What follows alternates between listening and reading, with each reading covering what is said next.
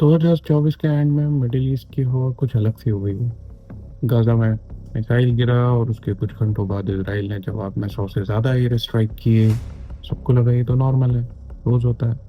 लेकिन इस बार target Gaza नहीं है, इसराइल ने सीधे ईरान की ज़मीन पर बॉम्ब गिरा दिया। और शॉकिंगली अमेरिका भी तुरंत एक्शन में आ गया और ईरान के एक सीक्रेट न्यूक्लियर लैब को डिस्ट्रॉय कर दिया।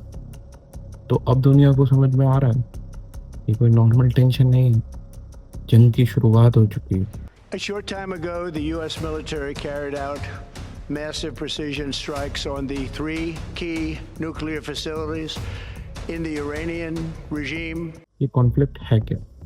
इसराइल और ईरान का झगड़ा सिर्फ रिलीजन का नहीं है, ये फाइट पावर, सर्वाइवल और इन्फ्लुएंस की है। ईरान चाहता है मिडिल ईस्ट में अपनी डोमिनेंस। इसराइल चाहता है कि ईरान कभी भी न्यूक्लियर पावर ना बन पाए। दोनों एक दूसरे को ख़त्म करने के इरादे से रखते हैं, इनडायरेक्टली एक दूसरे से लड़ते रहते हैं। पिछले कई सालों से दोनों कंट्रीज प्रॉक्सी वॉर में लगे हुए हैं। ईरान सपोर्ट करता है हिजबुल्ला को जो कि लेबनान में है और हमास को जो कि गाजा में था। इसराइल इनके वेपन सप्लाईज पे एयर स्ट्राइक करता रहता है। लेकिन जो सबसे बड़ा टेंशन है वो है ईरान का nuclear programme. Iran has never given up its quest for nuclear weapons and the missiles to deliver them. पता है इन सब के बीच में एक बहुत बड़ा सवाल उठता है कि दुनिया को क्या फर्क पड़ता है इन सबसे। आप सोच रहे होंगे ये दोनों लड़े, हमको क्या? हम तो ना ईरान में रहते हैं ना हम इजराइल में रहते हैं, तो हमें क्या फर्क पड़ता है इनके लड़ने से? तो मैं बताना चाहता हूँ कि इनकी लड़ाई से हमें बहुत ज़्यादा फर्क पड़ता है। सबसे बड़ा फर्क पड़ेगा कि ऑयल प्राइसेस तेजी से बढ़ जाएंगे।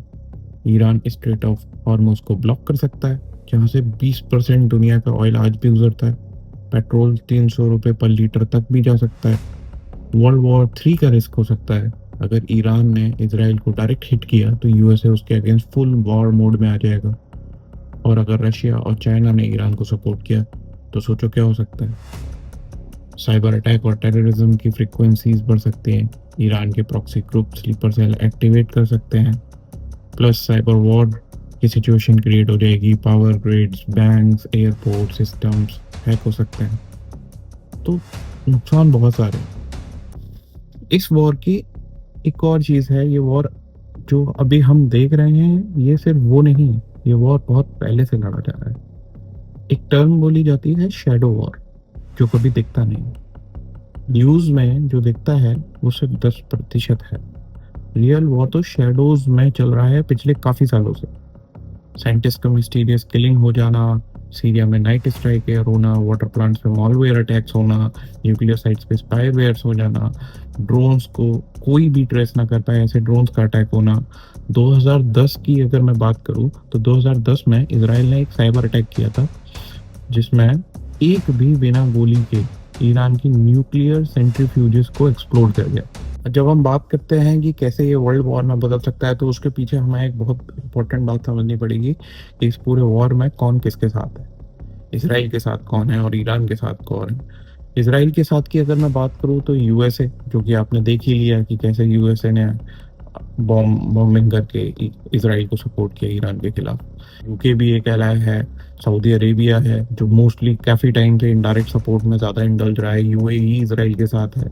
अगर मैं वहीं दूसरी तरफ ईरान के साथ की बात करूँ तो ईरान के साथ रशिया हो गया, जो कि आप न्यूज़ देख ही रहे होंगे। रशिया ने बोला है कि हम अपने वेपन्स, अपने न्यूक्लियर वेपन्स हैंड ओवर कर सकते हैं। ऑफिशियली नहीं बोला बट ऐसी न्यूज़ेस चारों तरफ से आ रही हैं कि रशिया इस तरीके के डिस्कशन में इंडल्ज है।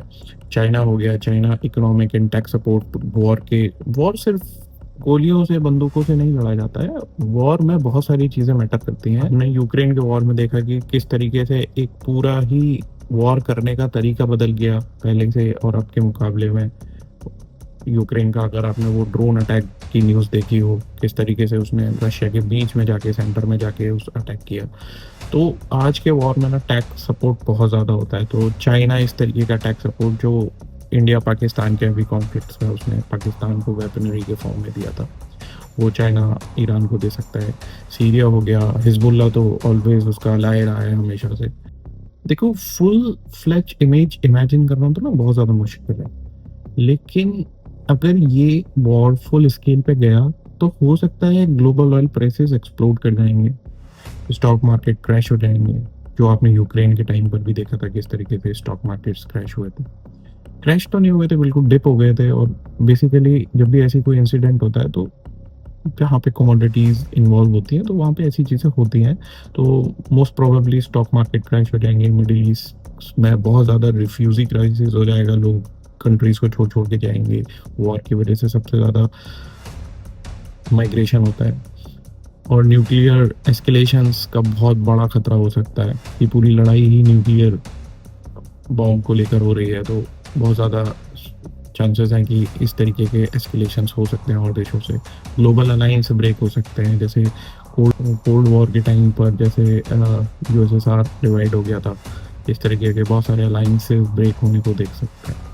अगर मैं आखिरी में अपने पॉइंट को समराइज करके कहूँ, अगर मैं एक लास्ट थॉट की बात करूँ, पिक्चर ना बहुत बड़ी है, उसको इमेजिन करना एट दिस मोमेंट किसी के लिए भी आसान नहीं है।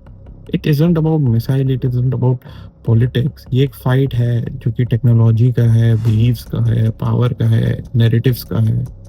एक कहावत है, जब बड़े देश लड़ते हैं तो छोटे देश खून देते हैं। वही हमें देखने को मिल रहा है।